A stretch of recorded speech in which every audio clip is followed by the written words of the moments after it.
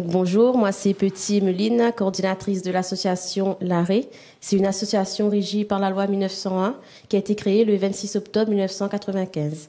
Le secteur d'activité, c'est l'éducation populaire et le but de cette association a été créé donc pour développer toute action susceptible d'améliorer le cadre de vie au niveau économique, sportif, social et culturel dans la commune de Saint-Louis. Actuellement, nous intervenons essentiellement dans le cadre du dispositif CLAS, contrat local d'accompagnement à la scolarité, financé donc par la Caisse d'allocation familiale. Alors, qu'est-ce que le CLAS? Le CLAS, c'est un ensemble d'actions collectives visant à offrir aux côtés de l'école l'appui et les ressources dont les enfants ont besoin, l'appui qu'ils ne trouvent pas forcément dans leur environnement social et familial. Les objectifs donc que nous souhaitons atteindre à travers de ce dispositif, c'est de lutter contre l'échec scolaire, c'est-à-dire utiliser des outils pour faciliter l'apprentissage, donner également aux enfants l'envie d'apprendre, de renforcer leur confiance dans leur capacité de réussir, d'où l'utilisation des pédagogies de détour pour les aider.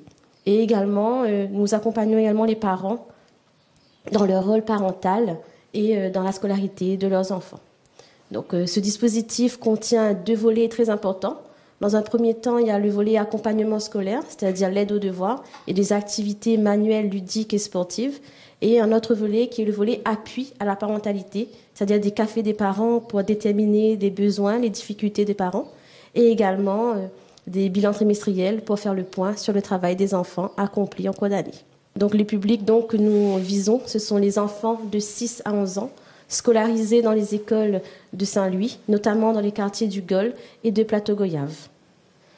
Chaque année, nous répondons à un appel à projet lancé donc par notre partenaire principal, la CAF. Et cette année, notre projet s'intitule « L'évolution du Maloya ».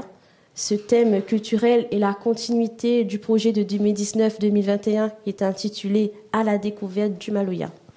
Nous avons décidé de mettre en place ce projet car nous avons constaté lors des activités culturelles que les enfants ne connaissent pas, voire peu, la culture réunionnaise. Donc, afin d'enrichir leurs connaissances, mais également transmettre les valeurs de notre patrimoine, nous avons souhaité étudier plusieurs aspects du Maloya. Donc, dans un premier temps, nous avons étudié l'histoire et l'origine du Maloya à travers d'une exposition. Puis, nous avons fait appel également à un intervenant pour la fabrication d'instruments de musique liés à l'évolution du Maloya.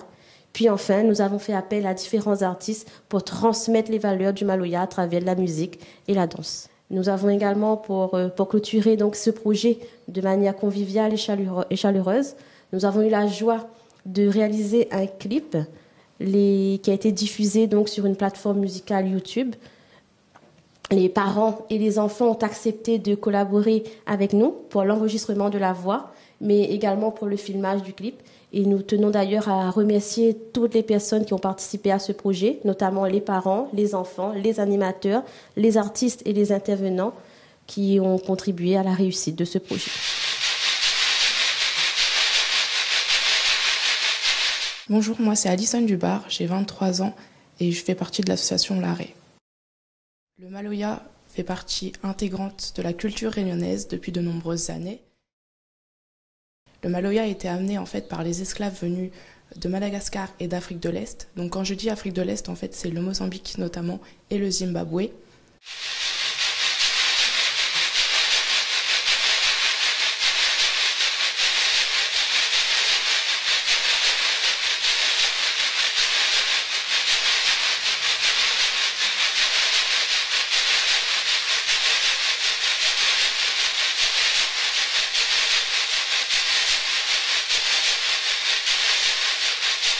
Parce qu'au final, à l'époque, la Réunion était considérée comme un territoire consacré à la plantation et à la production de café, d'épices et de sucre de canne.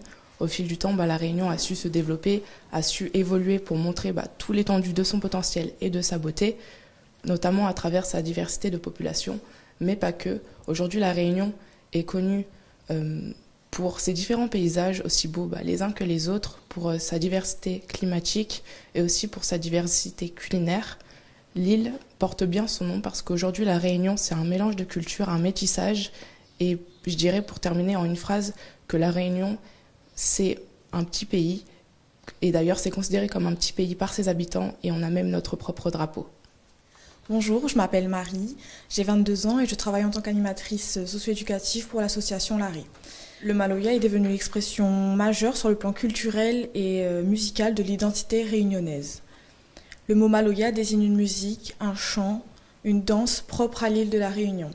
Au XVIIe siècle et au XVIIIe siècle, il a été désigné sous le nom de Tchega. Dinam Regabine a été l'un des premiers noms qu'a porté l'île de la Réunion et il a été apporté sur l'île par les Arabes et ce nom signifie île de l'Ouest.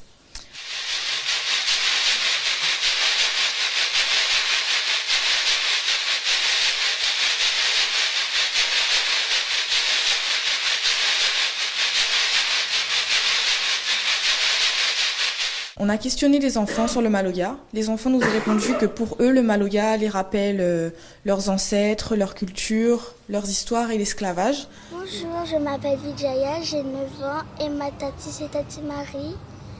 D'accord, pour toi c'est quoi le Maloya, Vijaya? C'est l'époque longtemps, mes grands-pères et mes grands-mères, mes racines. Le Maloya c'est de la musique, dans la danse, ça fait bouger, c'est ça que j'aime. Et d'autres nous ont dit aussi que c'est la fête, c'est l'ambiance familiale.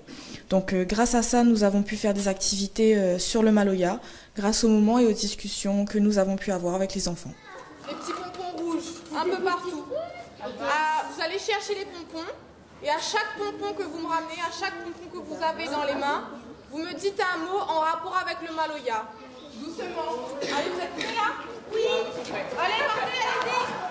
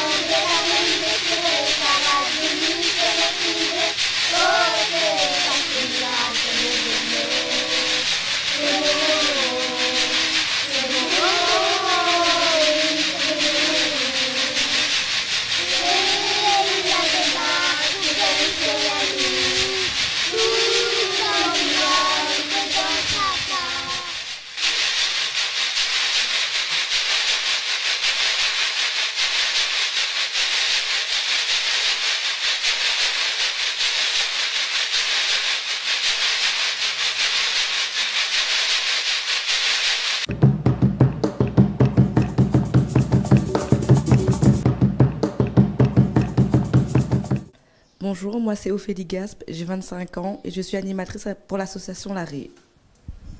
Bonjour, Néré Florian, 23 ans, animateur pour l'association L'Arrêt. Le respect de la tradition commence bien souvent par l'apprentissage de l'utilisation de l'instrument.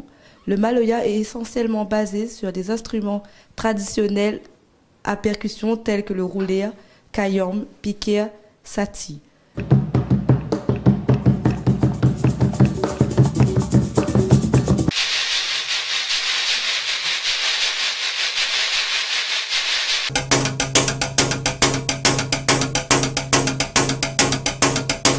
Les instruments principaux du Maloya sont le roulé et le kayom. Le roulé est un gros tambour fabriqué à base de bois et de peau de bœuf. Le kayom, tant qu'à lui, est un instrument fabriqué à base de 2 panneaux de roseau et 2 tiges de fleurs de canne à sucre. Le tout assemblé sur un cadre en bois qu'on met à l'intérieur des graines rondes et dures comme le safran marron ou le conflore. Le Maloya ne cesse d'évoluer. Aujourd'hui, d'autres instruments se sont ajoutés, tels que le triangle, le djembé et la guitare acoustique. Aujourd'hui, le Maloya s'est modernisé. Il se joue également avec des instruments moins traditionnels mais plus modernes, tels que la guitare électrique, la basse, le clavier et même l'ordinateur. Notre but, c'était que les enfants s'approprient les instruments musicaux et dans un second temps, qu'ils les personnalisent à leur guise. Comment on a fait le bâton de pluie? on a pris un bout de bois, on a dessiné des traits, on a mis des petits clous dedans, on a collé du carton, on a mis à l'intérieur. on a mis de lentilles, on a recollé et on a mis du vernis dessus.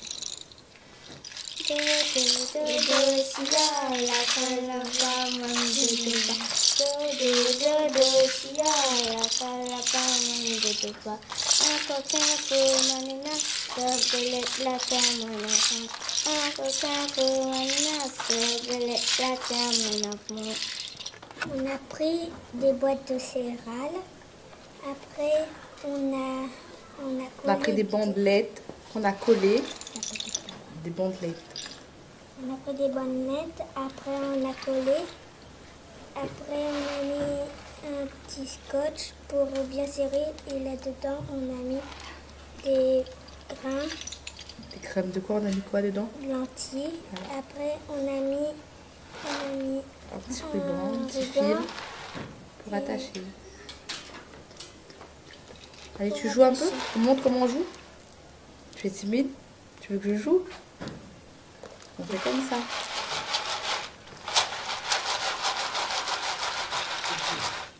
En fait, on avait un bout de bois avec un fil de fer.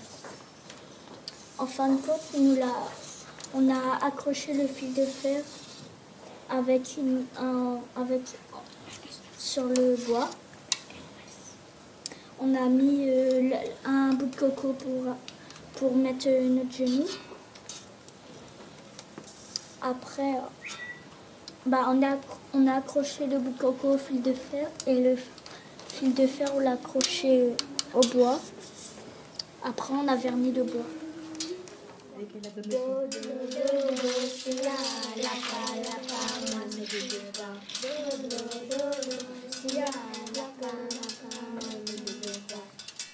Durant ces 2 dernières années, notre but était de transmettre la tradition aux nouvelles générations. Et du coup, durant ces 2 ans, les enfants ont réalisé un bob, qui est un instrument originaire d'Afrique, d'environ 1,50 m, dont la base est formée par une caisse de résonance ainsi qu'une calebasse vide.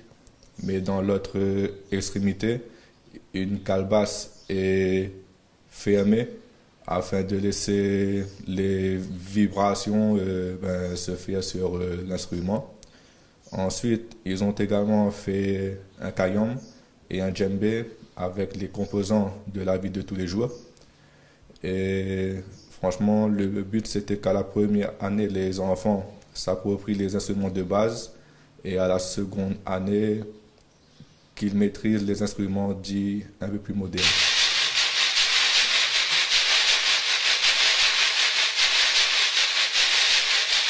Bonjour, moi c'est Océane, animatrice à l'association L'Arrêt. Dans le temps longtemps, Maloya a chanté dans les différentes plantations à La Réunion et ailleurs. Et c'est Banaté fait ça pour passer un message de tristesse, de colère, de désespoir et de souffrance. Et à l'heure d'aujourd'hui, Maloya est chanté différemment. C'est plus dans un cadre festif, même lors des services cabarets. Et c'est plus dans une ambiance pour mettre de la joie, tandis qu'avant, c'était vraiment plus de la tristesse. Donc, nous la reprend la chanson de l'artiste Camillo. C'est mon moment, avec les enfants et les animateurs.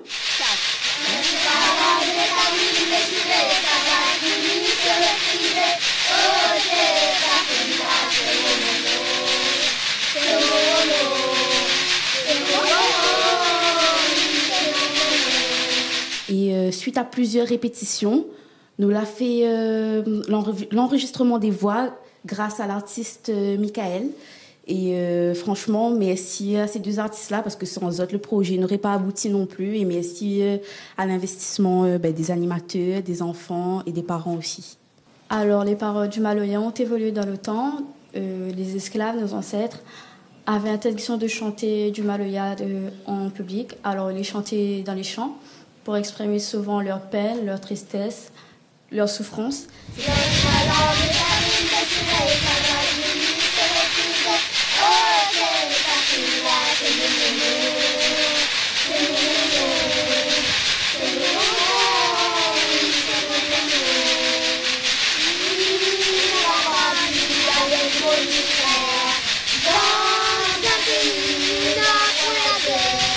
C'était un maloya triste, alors que de nos jours, notre maloya est beaucoup plus joyeux. Nous retrouvons des artistes tels que Gramoulélé, Firmaveri, Daniel Waro, qui ont marqué le chant du maloya à La Réunion. Dans les paroles de leurs chansons, on entend souvent qu'ils sont fiers de ce que nos ancêtres ont vécu et qu'ils sont fiers de ce qu'ils sont et surtout fiers d'être réunionnais.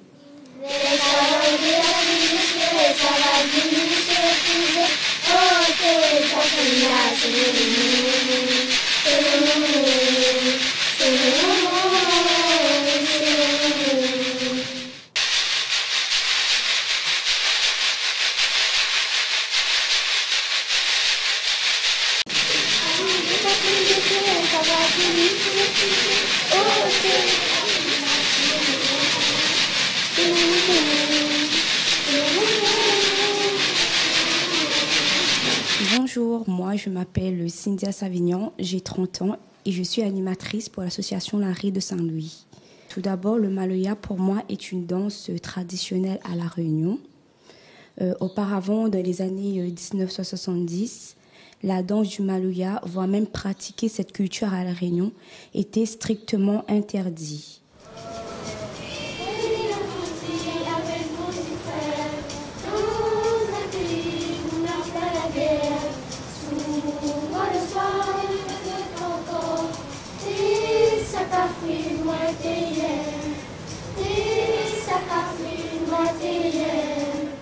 On l'a dansé généralement, on l'a chanté également aussi dans des champs de coton, des champs de canne.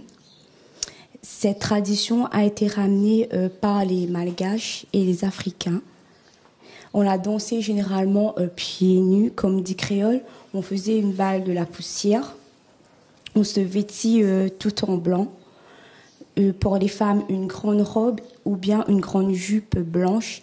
Et pour les hommes, un pantalon blanc retroussé avec une chemise blanche et aussi un chapeau en paille. Tu as aimé danser? Oui. Et Jade, comment on s'habille pour danser le maloya? Des fois, on peut se mettre pieds nus. Okay. Après, on peut se mettre en savate. Et aussi, on peut mettre... Tu t'habilles comment? Soit une grande jupe ou une grande robe. À l'heure d'aujourd'hui, la danse est devenue plus moderne et moins taboue. On peut la danser, chanter, pratiquer cette culture dans la vie de tous les jours entre familles, voire même pour honorer nos ancêtres. Flora, toi, tu danses où le maloya généralement? Avec ma famille et mes amis et des fêtes. Bonjour, je m'appelle Sorbonne Colline, j'ai 21 ans. Je suis actuellement animatrice chez l'association Laré. De nos jours, le maloya, on se vestit d'un tenue fleurie. Pour une femme, une jupe fleurie et pour les hommes, une chemise fleurie. Le maloya est devenu moderne. On n'a pas que le maloya comme danse, on a aussi le moringue, mais sauf que le moringue, c'est un combat. Pour danser le maloya, il n'y a pas de pas particulier, il faut juste suivre le rythme de la musique. À l'exception de notre chorégraphie avec les enfants, on a créé une chorégraphie avec des pas particuliers.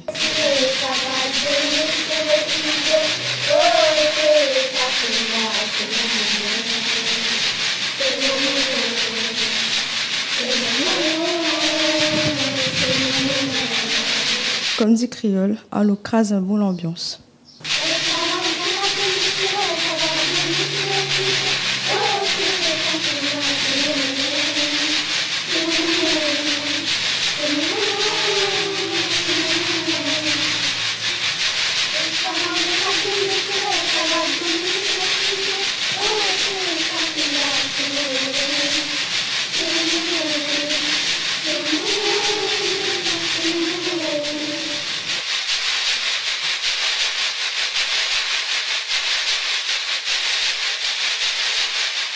Bonjour Aurélien, j'ai 24 ans, je suis animateur à l'association Laré. Aujourd'hui, le Maloya réunit toutes les origines.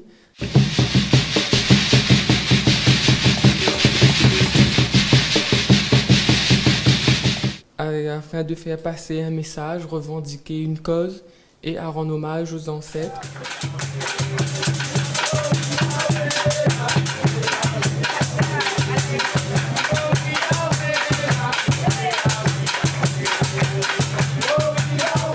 Mais il a tendance à être oublié dans certaines grandes festivités publiques. Mais il est valorisé, représenté à l'arrivée du 20 décembre, qui est l'abolition de l'esclavage.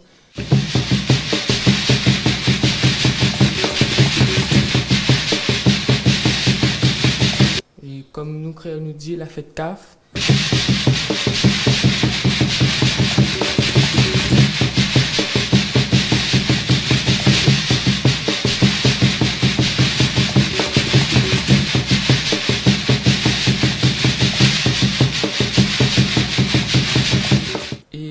à la semaine du patrimoine où le Maloya est inscrit depuis 2009 au patrimoine mondial de l'UNESCO.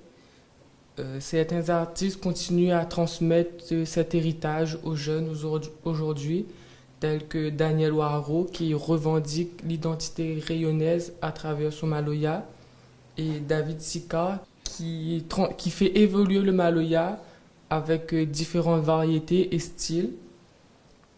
Ces deux artistes locaux transmettent notre histoire, nos racines et nos valeurs aux jeunes d'aujourd'hui afin que le Maloya perdure dans l'histoire de la culture rayonnaise.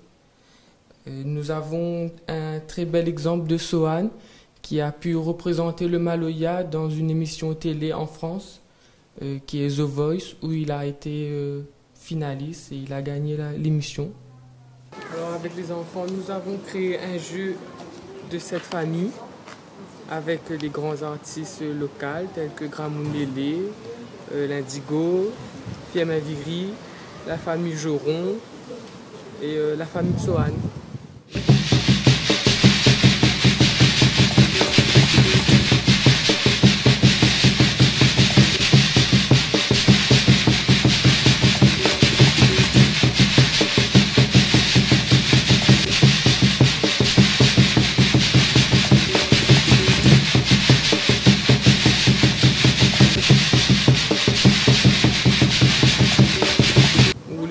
Que la colorier des petites images représentant la danse et ensuite on a plastifié les images